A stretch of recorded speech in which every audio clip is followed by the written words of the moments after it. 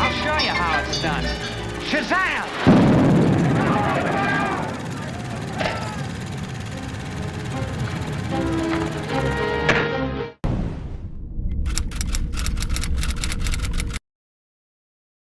Hey there, everybody. Welcome back to Undeveloped in Europe for another movie review for you. Tonight we have The Exorcist Believer, the newest Exorcist movie, the sixth, I believe.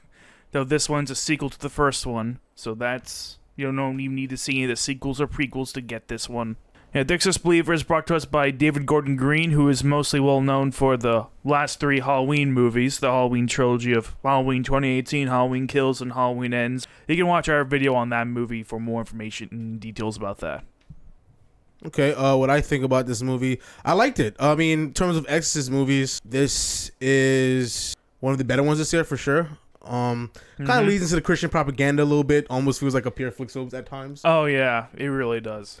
But even so, you know what I mean, you know, the messages of community, you know what I mean, working together to take on evil, you know, definitely like that, those themes definitely like, you know what I mean, comes full circle. It plays a part in like the climax of the movie. Leslie Odom Jr. is the lead father. I like Leslie Odom Jr. He's, you know what I mean, he's a tremendous talent. Yeah. Definitely good actor. Yeah, definitely good actor, and he's a good singer too. He did a Christmas album, which I actually fucked with. He was on Hamilton. He did a whole bunch of shit. He's definitely solid, and he did really good. The chemistry between him and the daughter was definitely there. I felt the love there. The other family, like the main daughter, the friend that she gets caught up with and gets possessed with alongside each other, they didn't really develop her too much. She kind of just came on the scene. You know what I mean? She's just a friend, you know, that she had in school. Like, basically, there was no development on her end, which I didn't really like, because I'm like, she's involved in the story heavily, you know what I mean? Yeah. I guess she's the friend character, but lack of development there, and the parents, it kind of throws me in like kind of like a vibe, like, you know what I mean? Like, I don't really care too much about them because they're not established. They're just kind of thrusted into the main plot. Exactly, and that's how most of the characters in the movie kind of are. Yeah, everyone else other than, well, the neighbor, I thought was fairly placed. She's lightly established because she's a neighbor, so she's not supposed to have like a whole arc. But you know, she's there. She knows the main characters, and then she also happens to work at the hospital. So obviously she ends up playing a role once she realized that something's wrong with the daughter, because she wanted to be a nun, you know what I mean, and she sees like all the traits of demonic possession. So that kind of leads her to like, you know, helping Leslie Odom, you know, get his daughter back. There's no real like resolution with like terms of the demons. But demons does go away, but now without some consequences. Spoiler alert: the white girl, her friend that she gets possessed with, she dies. And it wasn't clear if like two demons was possessing one or two was in two different, you know what I mean? I think it's one. I think it's one demon possessing. I mean, both. it's implied, but it never was explicitly said. You know what I mean? We never got a definitive if I'm drawing answer. conclusions, it seems like one demon, which I know they could do. One demon was possession, two hosts. Yeah, that is kind of strange. They never, to my knowledge, never established that. That wasn't in the original Exorcist 2. Damn it. Yeah, and I love that because a lot of stories don't have too much consequences in them. And this story actually had a consequence. Like, you know what I mean? Like they lost their daughter. They ended up losing their daughter, basically because like the father. Basically, there was like the demon possessed, like the demon proposed during the climax, proposed an ultimatum. One of them has to live, but one of you have to ask. Leslie Odom Jr. was strong enough to be like, you know, I'm not choosing because I'm not going to buy into your ultimatum shit. Because demons, you know, can't be trusted. But the father, in a moment of weakness, said, "I choose you," and then the demon did the exact opposite and spared the Leslie Odom's daughter and killed the white girl. You know what I mean? Like, you know what I mean? Like, you can't trust demons, folks. You can't trust demons. Demons are. Then I was like, I mean, demons in any iteration. It's in mythology, movies, whatever. Like, they're always the bad guys. They're like this straight up. They're always the bad guys. The demons. They're fucking demons. They never stick to. They're slimy. They're liars. Like they're evil. Unless this is like Buffy the Vampire Slayer, Angel, or some shit. There's no such thing as a good demon. That's like the only show that has good demons in it. Like Supernatural, you have one or two decent demons. Even the decent demons are still dirtbags. You know what I mean? So like, you know what I mean? Like, demons is definitely trust. So you know what I mean? Like, that's common sense here.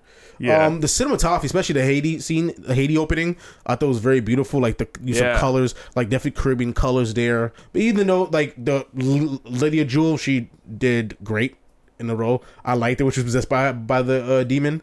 Yeah, I liked it, and she like her face was scary. You know what I mean? Yeah, I thought both these girls. I mean, baby, both of them honestly did a good job. The white girl actually reminded me of the white girl from the old movie. Yeah, she looks like Reagan in the first movie. Yeah, like she kind of gave me the same vibe. I'm pretty sure that's a lot of reasons why she got casted, because when she got all the demons, when she got all the demon stuff on her, she looked pretty much identical to how Reagan was. Yeah, it was like we were exactly 50 years ago when the first movie came out. Yeah, for sure.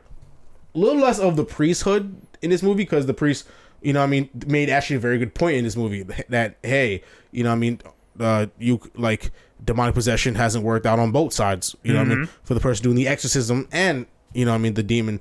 Yeah, like in the first movie. Yes, yeah, exactly. Because that's how it ended, the last one. So, you know what I mean, they kind of like, you know, played it cool, like, yo, we're gonna have to leave this up to like psychiatry, whatever else, you know. Mm-hmm. And then one of the priests still decided to help out because he just couldn't turn away and ended up dying for it, you know. Yep. With the quickness, you know what I mean. So you know what I mean. So I did fuck with that scene, even though it was kind of like quick, but you know. Yeah. It was still done well enough. He kind of came in like the Deus Ex Machina, like saving the day. This immediately gets killed. That was actually pretty comical. Like, yeah, really fast. He kind of was like really fast. He's like, don't worry, folks. And then, I am here to help with the power of the Lord. Yep. And then immediately quick. And then quick. Also a revelation. It turns out that the Leslie Odom actually chose the wife to save the wife. You know what I mean? Which kind of you know, demons, they play on emotions, and I thought that was at the climax, that was like the perfect time to release that moment. You know what I mean? Because it was implied that he chose her, because at the beginning when he was given an ultimatum, it is kind of cut away. Yeah. And 13 years later, you see the daughter. You know, it was purposely misleading, but in a good way. But also not surprising, because I could totally see that happening. You know what I mean? Yeah. I mean, it does happen at times. Yeah. I've seen this kind of thing happen in fiction before, so it's not that big of a shock, but still a nice little character moment, especially when it comes out of her mouth. It's like very personal. Yeah, absolutely. But yeah, overall, my review for this movie, my score is an 81. I liked it. I mean, there's nothing really wrong with it. I was thoroughly entertained throughout the movie. There were no real like sleepy spots where I got bored, like the Pope's Exorcist, where I was like completely bored throughout the movie. Oh yeah, that movie has nothing original going on. Like, this movie wasn't original neither, but it had enough good emotional moments. Yeah, some surprising moments. Some moments actually caught me off guard. Still run of the mill Exorcist movie, but with an emotional core, good acting, good cinematography. Yes. Yeah, it is well filmmaking. So the director did a good job. The actors did a good job. And the story was decent enough. You know what I mean? Yeah. The story could have been maybe conveyed a little better at certain points, like the beginning, like the whole 30 minutes. If you could have just made that connection between, like, you know, a father-daughter movie and this being a demon possession exorcist kind of movie. You know what I'm saying? Like, it doesn't have to be overt. I'm cool with subtlety, just not non-existent. Just add something that kind of, like, they try to make a little connect, but not enough. You know what I'm saying? Yeah. It's not enough. Yeah, more like just overlaying threads would have been nice. Yeah, exactly. So they should have. Yeah, that's only. It's like my biggest complaint about the movie, and of course, you know, the Christian propaganda shit kind of like. I mean, it doesn't make the movie worse, but it does make the movie kind of cringy at times. Yeah, like I wasn't a fan. There are some points where it really takes me out of the movie, especially when like they really reveal that Leslie Odom, like, he was an atheist because he saw his wife die. I'm like, really going for that stereotype? I mean, it is a stereotype, but I mean, it is. I mean, it's not a non-true stereotype. Yeah. I mean, there are examples out in the real world, but it's like, that's like, I don't know. I feel like you're just depending. I feel like just it just reminds me of the stupid fucking what's his face and God's Not Dead. Like, that atheist professor was like, he had the exact same thing going on. Horribly. Oh, that one was infinitely worse than this. I mean, but this reminded me of that. His wife was big into the religion shit like that.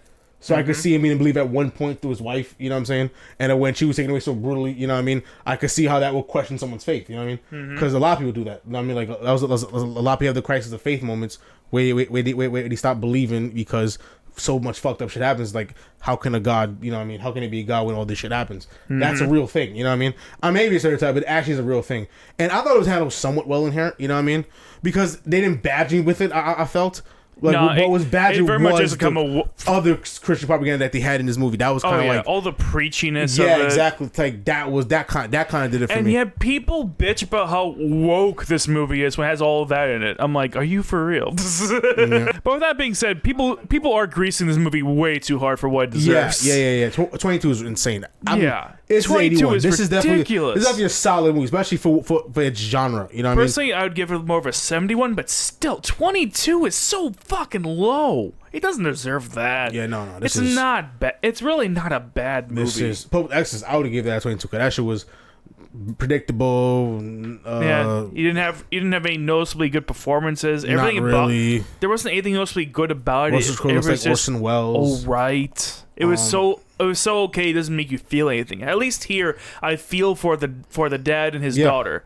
I don't really feel much for anybody else in the movie, but at least I feel for two characters. Solid acting, a good twist, good execution. You know what I mean? It actually sticks the landing.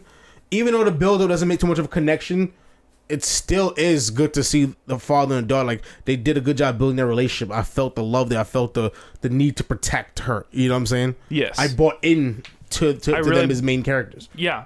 They were really they were interesting and they had demon great stuff moments. was cool. Like when a white girl came up in the fucking in the church. Like the blood of Christ, the body of Christ, the blood of Christ. You know what I mean? Like, you know, and then the priest is looking in horror, and everybody's there just being embarrassed. You know what I'm saying? Mm-hmm. You know, I thought it was pretty. You know what I mean? I thought it was pretty good. Yeah, it's very entertaining. Yeah. So. As far as sequels to the original Exorcist goes, I will gladly take this over Exorcist 2: The Heretic, because that movie is literal trash. Deserves that score. I never seen the other Exorcist movies. I just seen the first one. I saw the first two. Again, this is a good movie. If you're interested in this movie and in reviews online have you kind of mixed, I'd say give it a shot and see what you think. This movie, if you're into horrors and supernatural stuff, definitely give this movie a watch. Like, yeah, for sure. I mean, it is the month for it. This is not at all anything like the Rotten Tomatoes is saying about this. No, they're so fucking mean. This is way better. This was a solid movie. This was not bad at all. Yeah, 22% is tragically unfair. Oh yeah, this movie's a lot better than what they're giving it credit for. And there are worse horror movies that have come out this year. We have mentioned them in this much video. Worse. Like Pope's Exorcist. I mean, The Nun 2 is definitely worse than this. A lot of them. Mm-hmm. A lot of them. So yeah. Yeah.